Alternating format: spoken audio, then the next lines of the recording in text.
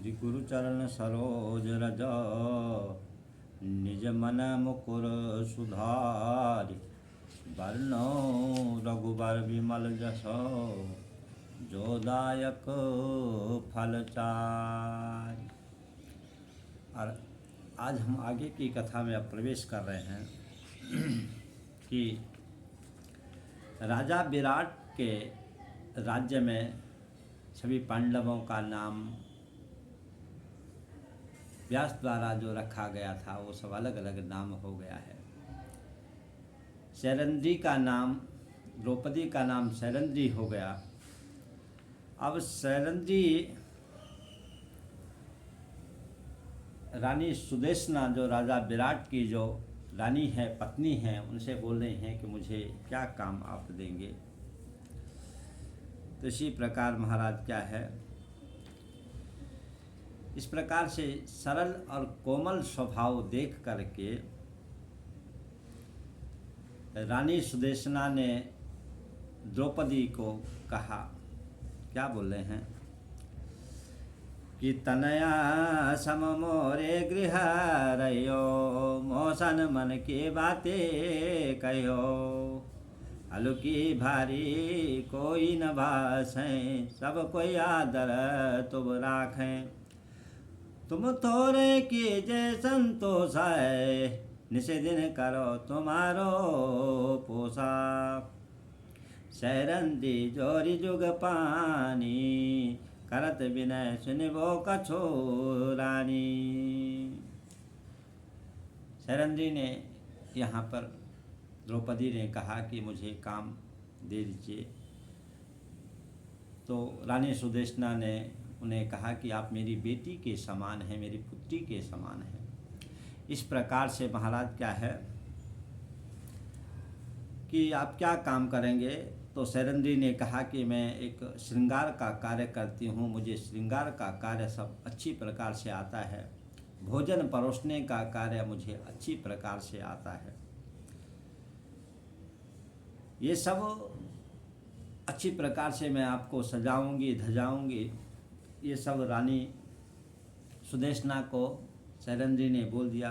और फिर कहा, क्या बोल रही है कि रक्षक मोर पंच गंधर्वा, निषदिन मोये रखावत सरवा, अति बलवंत भयानक सोई, रहे संग देखे ने कोई, सो अंतरिक्ष के वासी, करे प्रीति जाने निज दासी, पाप बुद्धि देखे मोए कोई, कर जीवै होय किन कोई।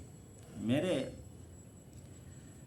5 गंधर्व जो हैं, वो मेरे 5 पति हैं, वो स्वर्ग से आ रखे हैं, वो मेरी रक्षा करते हैं, बड़े बलवान हैं, बड़े धीर वीर हैं, वो मेरे साथ में ही रहते हैं। और इसी प्रकार से क्या है कि वो मैं उनकी दासी हूँ। यदि कोई मुझे पाप और कुदृष्टि से देखता है तो वो जीवनहीन हो जाता है। इस प्रकार से वो जो मेरे 5 रक्षक हैं वो सब क्या है, बड़े बलवान हैं, धीर वीर हैं। इसी प्रकार महाराज क्या है कि अब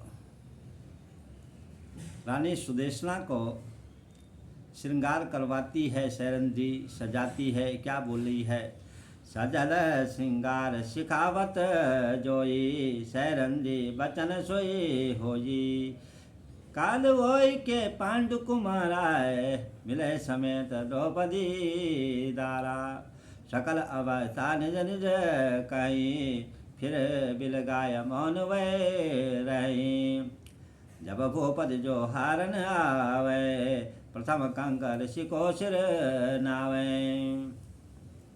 और फिर महाराज क्या हुआ